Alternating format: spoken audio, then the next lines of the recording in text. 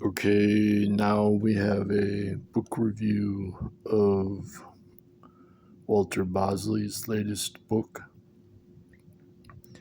And Bosley was a investigator for the military, and he has been researching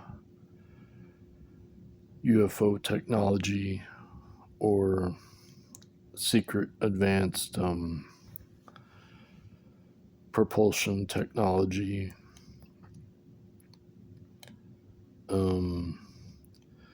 The basic argument is that he's relying on a claim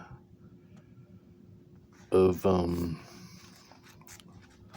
there's basically it's a book full of suppositions, and he's been writing for the past, I don't know, maybe decade about a claim by an author on a secret technology from the Germans or Prussians in the U.S. that explained the airship sightings in the late 1800s, and supposedly this was some kind of anti-gravity technology, and his claim is that it was inspired by John Keely, who worked on harmonics, and I cited John Keely in my master's thesis at the University of Minnesota. Essentially, John Keely used ultrasound. That was the connection that Andrija Puharich made from John Keely to splitting water, based on the research into John Keely, and thereby achieving a anti-gravity effect. And then Walter Bosley connects that to Victor Schauberger, who was a Austrian forester who also developed a similar impulsion, splitting of water, anti-gravity technology that was absconded by the U.S. military. And after World War II, so this book focuses on how Operation Paperclip, of the importation of some 1,300 Nazi scientists into the U.S., was actually symptomatic of a much larger and longer esoteric plan for world domination that he traces back to around the 9th century. This actually is corroborated by David F. Noble's book, The Religion of Technology. If you read the former MIT professor David F. Noble, he focuses on the Carolingian Empire and John Scotus Erigena, not sure how to pronounce his name, but of the 9th century. But essentially it's Platonic philosophy. And if you understand that Platonic philosophy is really the problem, Walter Bosley is essentially saying you have this pagan secret order, secret societies, and they're driven through this Prussian Teutonic secret order, but it really goes back to where they got that from, and he connects it to how they hook up with basically fascists worldwide, whether it's in Islam terrorists or even in the the Soviets or the Marxists or any kind of extreme ideology. And so then he's basically saying you have this secret privatized aerospace technology, and the idea is this global domination is actually to colonize space and to eventually like colonize the universe kind of deal. And he traces it back to secret societies out of Samaria. This is his claim, that there was some kind of esoteric. He's relying on Joseph P. Farrell for that. But he doesn't believe in extraterrestrial alien technology. He says this is a secret military technology. But he doesn't discount the idea of some kind of, some kind of spiritual influence from ancient times. I think the book's a little bit lacking. It could be, he doesn't really get into like our original human culture, which goes back to 200,000 years ago. So in that sense, the book's a bit naive. It's a bit shallow in the terms.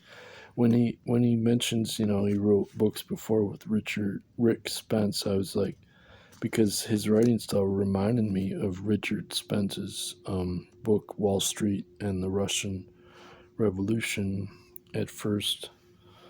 Of course, when he gets into the Lizard Society, well, that immediately reminds you of like David Icke, David Icke's books. So he packs a lot of information in here, but again, it's a lot of speculation. Like there's this. He basically tries to connect everything to a German-Prussian infiltration, which I can relate to. For example, my own Minnesota, my own state, was colonized. There was a German colonial society that was, organized the influx of, German immigrants, and he's not, my own ancestry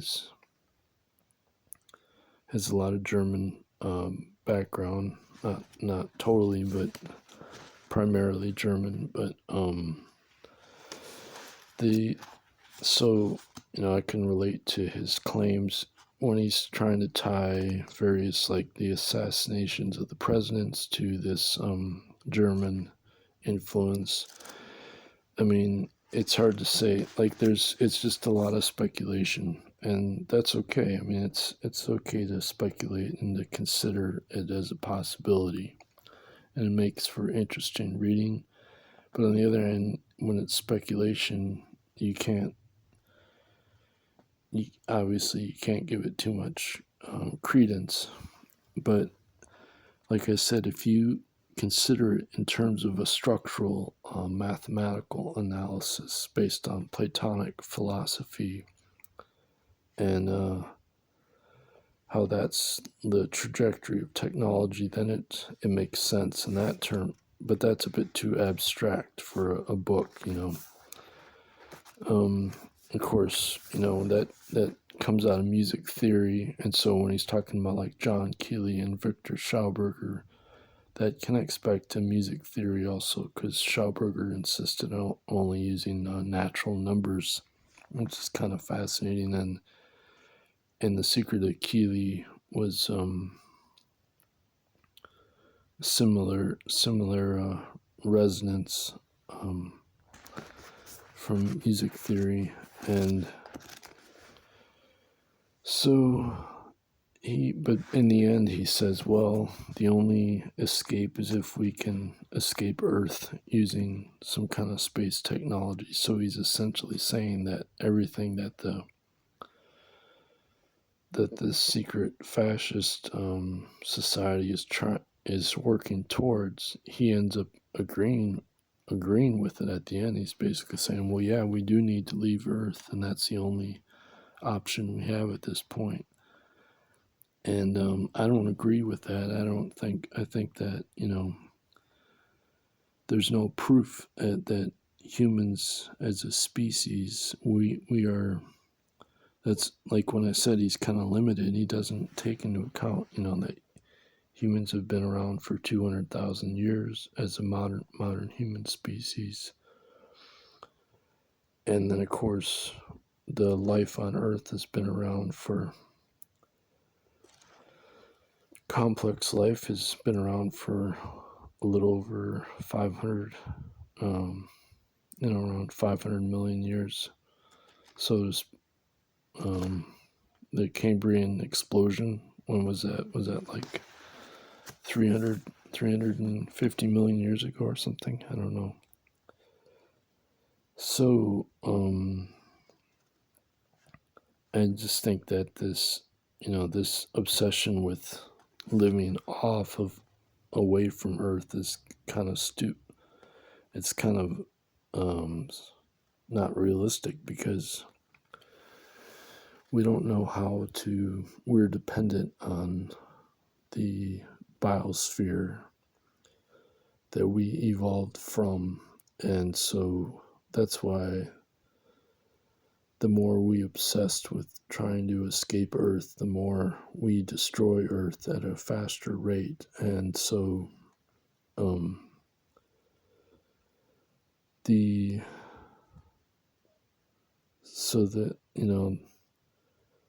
it's kind of a catch-22, because if he thinks that we can only save ourselves by leaving Earth, then we're gonna destroy our home to try to save ourselves. Well, can you survive without a home? Well, obviously most people cannot do that.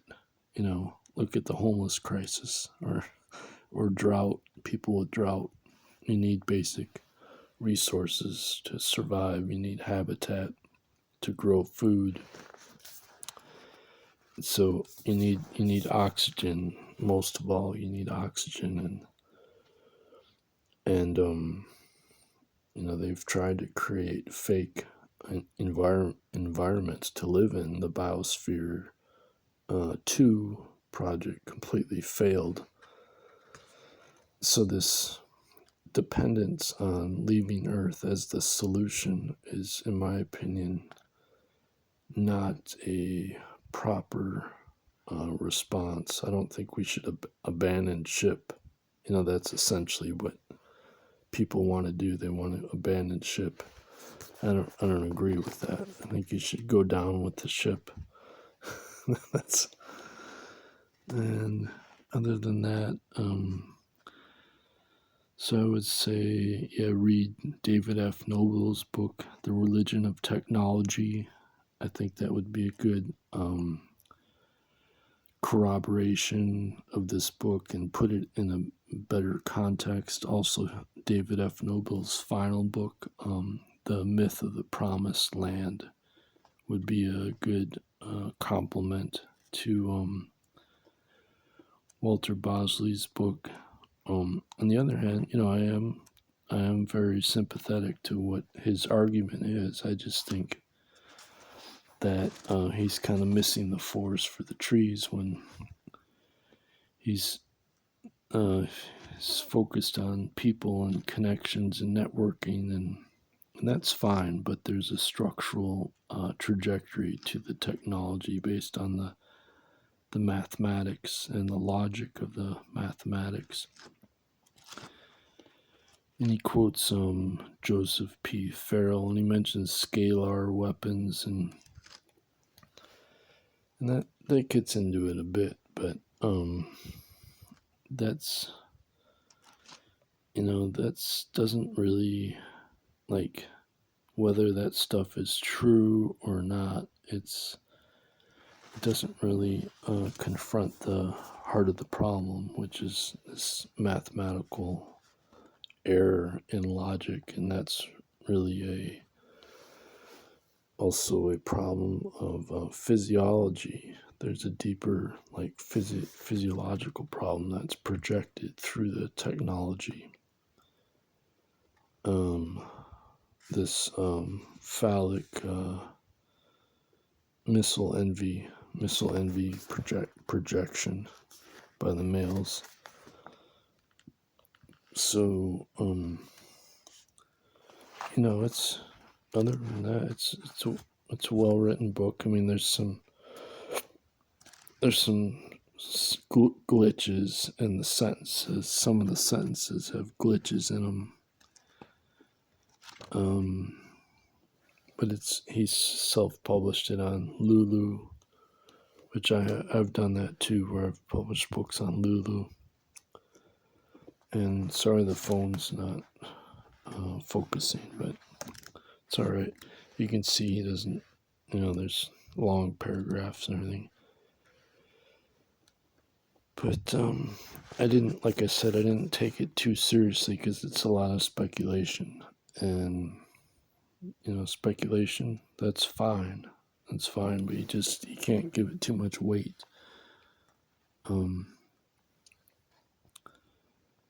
And so there you have it. That's pretty much it. It's a pretty cool book, though. Pretty interesting.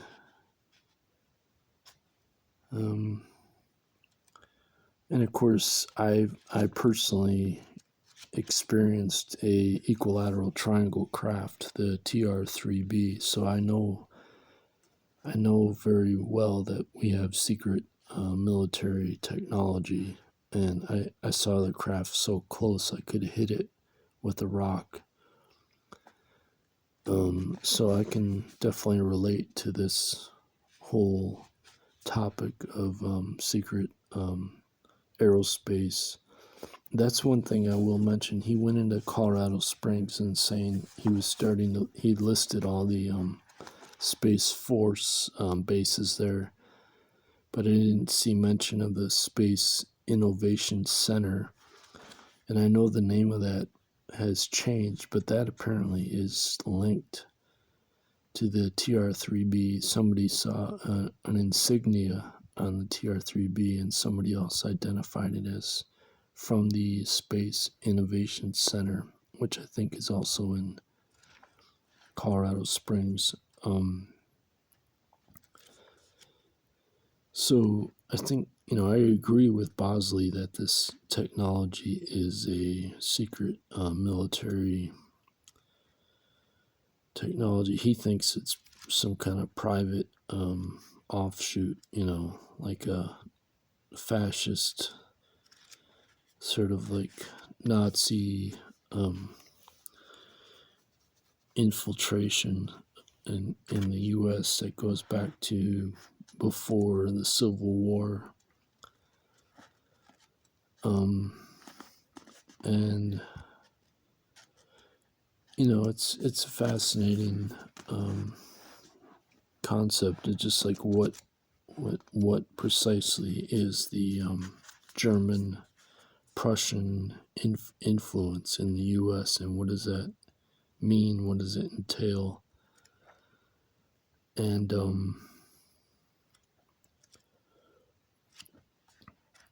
so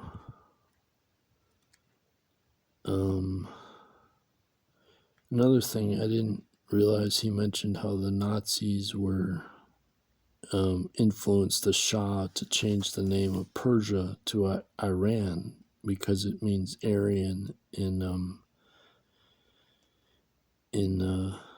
Persian or something. It's so it's I didn't know that the name of the country Iran was from Nazi influence. And again, all of his claims I would want to double check and look into further, because he kind of runs through a lot of claims and And I mean, he's got references. There's some footnotes. There's not a lot, but it's I would say again,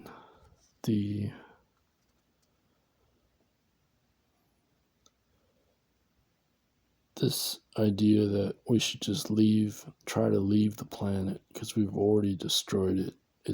I don't think that's a very promising. It doesn't make any sense. It's like, okay, we've proven that we've destroyed the planet, so therefore we're justified in trying to survive in outer space. It doesn't, to me, that just it's just like digging the hole deeper. It's just making the problem worse. But he's saying, well, that is the goal of this society, is to dominate space. But on the other hand, then he's saying, well, I think we should do the same. I think we should just leave Earth. So it's kind of like, okay, whatever. I'm just gonna leave it at that.